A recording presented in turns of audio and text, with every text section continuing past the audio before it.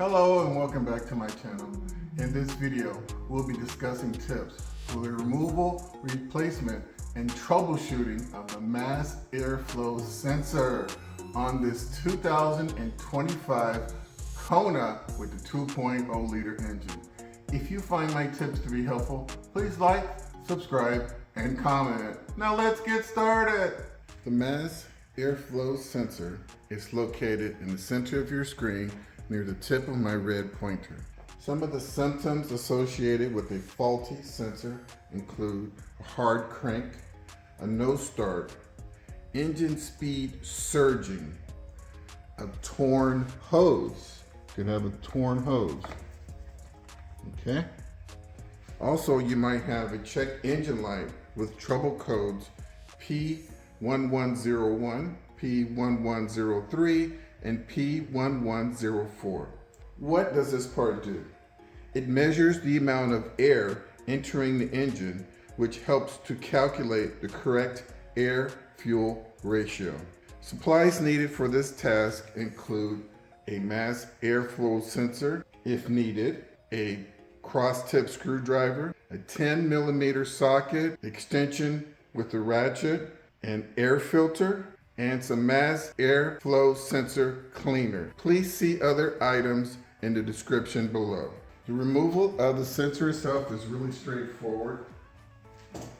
But before we remove the sensor, let's check one thing that could have triggered a sensor code and save ourselves a lot of work. And so what I'm going to do is go ahead and check the air filter. Okay, so there's one clamp here, one clamp there. Just release that. Tilt this up and pull it out like that. Okay? Reach towards the back, there's a little tab. And there you have it. That is your air filter. If this was really clogged or dirty, then this could have triggered the mass airflow sensor fault. And so I would do a pre-check on this first because it's so easy to do, okay? Another reason I'm showing you guys this is because you guys go to these fast lube places and they charge pretty high prices for these filters. And I just wanted to show you just how easy it is to change this filter yourself. Save yourself a little money, buy yourself a steak dinner, okay? So how often should the filter be changed? At least annually. And the reason for that is, even if you don't really drive the car, it doesn't take that long to pull a high volume of air through this filter. And during the winter months and the rainy season, that air is saturated with moisture. And moisture gets on this filter, and the moisture combined with the dust will basically make this filter rock hard and greatly reduces its filtering abilities, okay? So that's why we change our filters annually. If this was a replaceable filter, some filters you can clean them and replace them. You apply a light coat of oil. Be very careful about the amount of oil that you place on here. If you place too much oil, it will get sucked past this filter right onto the sensor. So that's another reason that this sensor could be throwing a code. At this time, I'm going to go ahead and reinstall this. So just slide it back in. And so you see these little openings here. They correspond to these little tabs right here.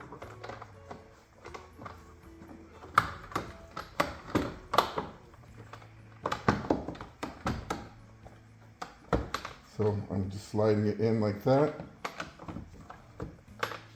Press down, push down here, pull up there, give it a jiggle, and there you go. So now we're back to the mass airflow sensor. So there's 3 bolts, 1, 2, and 3, and then there's an electrical connection. And so for the electrical connection, you're gonna have to unlock it. There you go. Lift it out, squeeze, push in, pull out. There you go. Now, I've already loosened up these 2 10mm screws. So I'm just gonna move them by hand. Be careful, they're very short. You can easily drop them. There you go. see it sitting right there. Next, you're going to take your same 10mm socket, unscrew that bolt right there, okay? And then twist and pull away the sensor. And there you have it. That was pretty easy, right? And so unlike other sensors, this sensor is integrated into this housing. So let's just talk about the whole thing. So we'll call this the top. This is the input side, okay? You can see here there's an O-ring that must be in place. This is an airtight seal all the way to the throttle body, okay? So this must be in place. Without this O-ring, this will not function properly. Right here you have your electrical connectors, okay? Those need to be nice and straight. Inside here is where the components of the sensor are. And basically how this works is you can see there's an arrow there, air flowing that direction, okay? Air flows in, passes by the sensor. The sensor detects how fast the air is moving. Probably also, some sensors detect the density of the air also. Not sure if this one does. And it records that information and sends it back in real time to the engine, and the engine makes adjustments based on the amount of air flowing in and the density of the air, okay? If you had an oily filter, or if you open this up and this was dirty and you see this is nice and clean, I have not wiped it, and look, this is exactly what you want to see. If you're wiping dust and dirt out of here, this thing is dirty and it definitely needs to be cleaned. But let's just pretend that it's a little bit dirty. And only thing you have to do is, if you look on this side, the input side, you can look in there and see openings on the sensor itself. And only thing you have to do is spray some mass airflow sensor cleaner on the sensor to clean it. And you really want to saturate it. Okay? And you notice it dries almost instantly. Right? And then you do it again, get in there. Do not stick the tube inside of the sensor, looking in there, making sure that I'm spraying inside the openings. And on this side, there's really no openings. Maybe you might see it some along the bottom, maybe on the side. But you really want to try to clean it as best you can. You guys see where I'm getting at, right? Shake it off. All right, now we can go ahead and reinstall it. So now we've checked the filter. We've taken a look at our sensor. We've cleaned it out. And we still haven't decided to replace the sensor yet, okay? Another thing we need to check is make sure that none of these hoses have any cracks, okay? All of these hoses. This is an airtight seal. So I want to draw your attention to these pleats. You must inspect all of these pleats, okay? On the front and on the back. Shine a flashlight on the outside and then flex the hose and see if the light comes through the inside.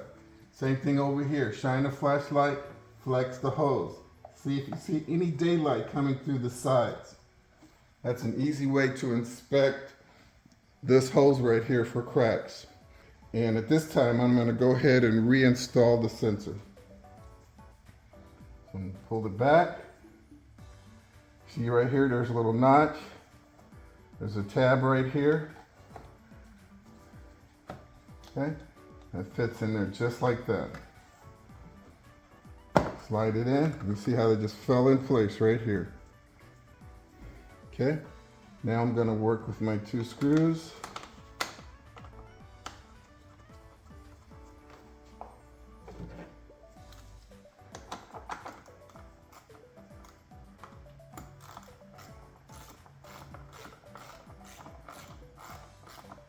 Okay, this housing is all plastic, it just needs to be snug. Remember, there's an O-ring there. You do not have to over tighten it. Next, we have our second bolt back here.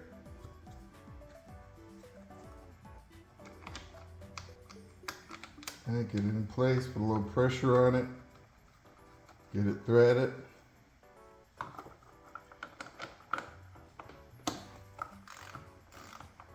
You want to make sure that the clamp and hose is secure and that there are no gaps or folds on the back side of this hose connection.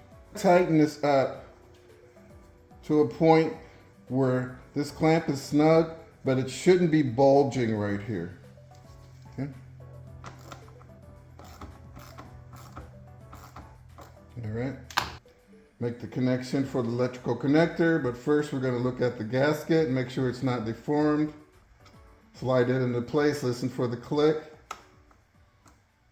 There you go, lock it down. Well folks, that wraps up this video on the removal, replacement, and troubleshooting of the MAFS airflow sensor on this 2025 HYUNDAI Kona with the 2.0 liter engine. I hope you found my tips to be helpful. Please like and subscribe. And until next time, drive defensively.